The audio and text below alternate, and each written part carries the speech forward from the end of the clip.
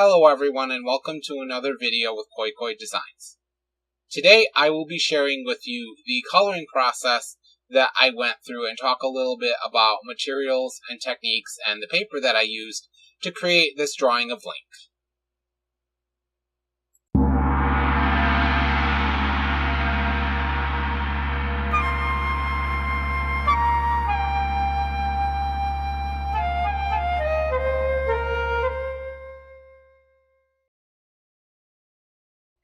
I'm actually going to go ahead and start today with a little bit of a story here. There's a bit of a background to this piece that I did, and it wound up actually being a happy accident.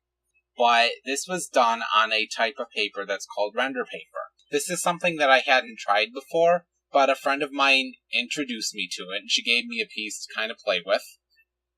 So I decided that it would be interesting to see what happened when I tried to use watercolors on this paper.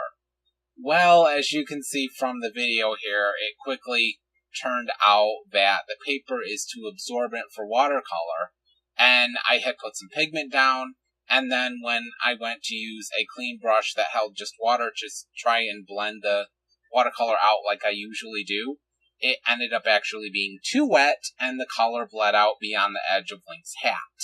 Now, for watercolors, that's not necessarily something you always want to happen.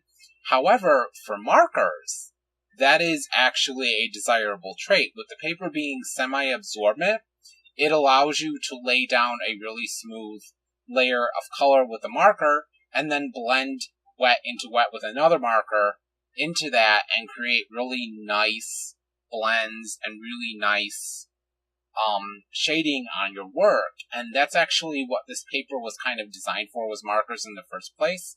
But its actual claim to fame with the render paper is that you can work on one side and flip it over and work on the other with markers like Copics or Prismacolors, and it won't bleed through. In fact, that is exactly what happens. So that's kind of cool. The paper does exactly what it says. You can work on both sides with marker without any problem. It will not bleed through, and that's really kind of cool. Because before this, I had been using like the traditional marker paper, which is just, it's really thin, and I actually don't like it very much. And sometimes with traditional marker paper, it leaves like really funny streaks and stuff, so I don't really care for it. And then I had actually moved to using Bristol board, which was okay. But, that too wasn't exactly the absolute best.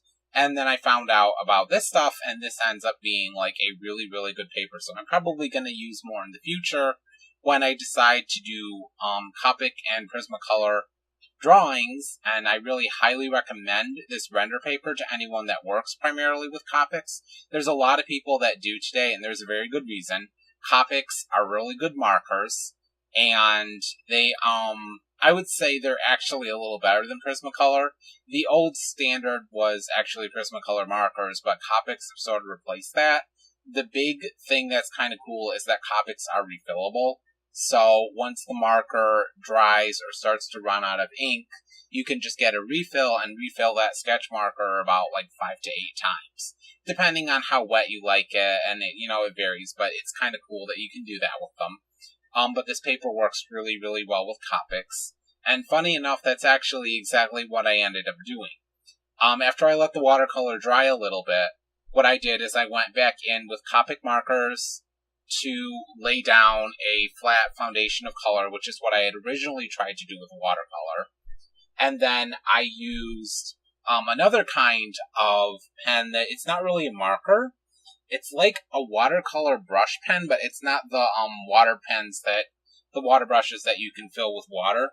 What this is, it's called Psy Traditional Colors, and they look like a marker, but it's loaded up with a pigment that then actually is water soluble, and you can dissolve it, and they work just like watercolors. But I like to use those sometimes for like really fine details on marker rendering pieces.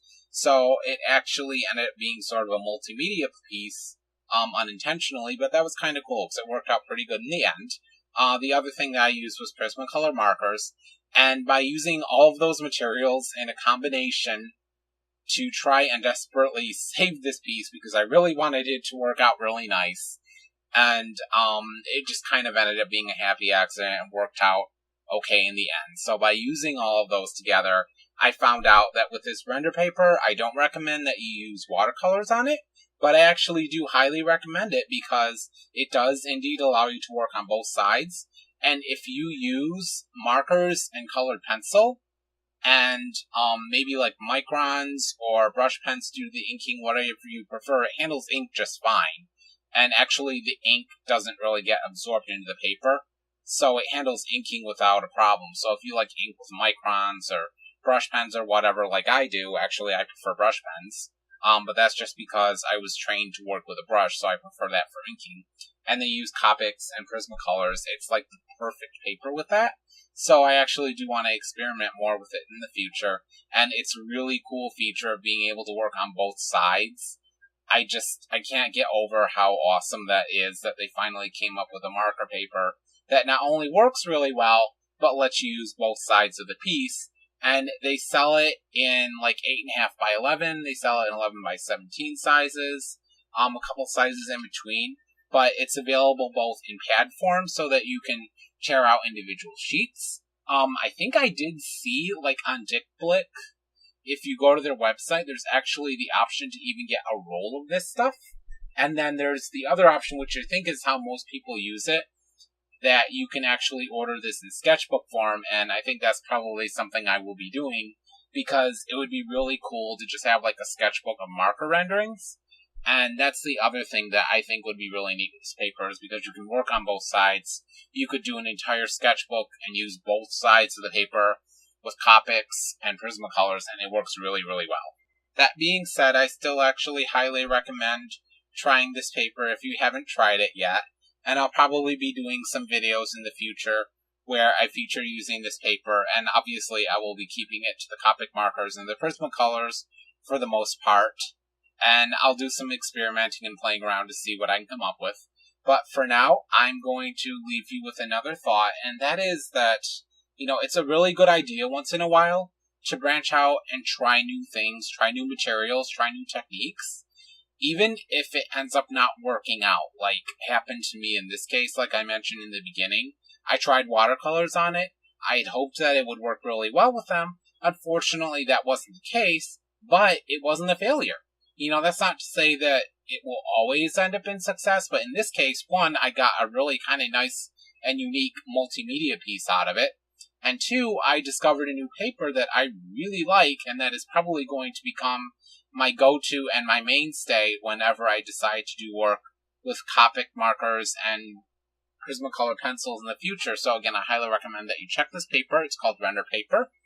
And with that, I am actually going to leave you for now. If you enjoyed this video, feel free to go ahead and hit the like button or the subscribe button below. And I will see you in the next video from KoiKoiDesigns.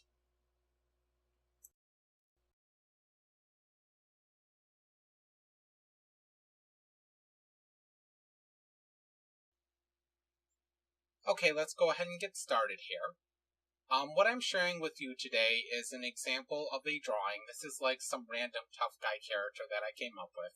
I really don't know who or what he is. This is just the kind of thing that I enjoy to draw. So I decided to do this in my sketchbook for the video.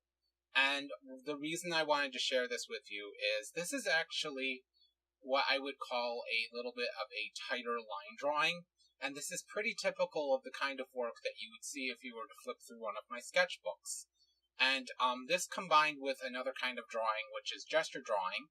I've already done a video about that, and I'll include a link below in the description. But those two things combined are pretty typical of the kind of work that I do on an almost daily basis. And it's actually this kind of practice and this kind of skill development that is the basis for everything else that I do.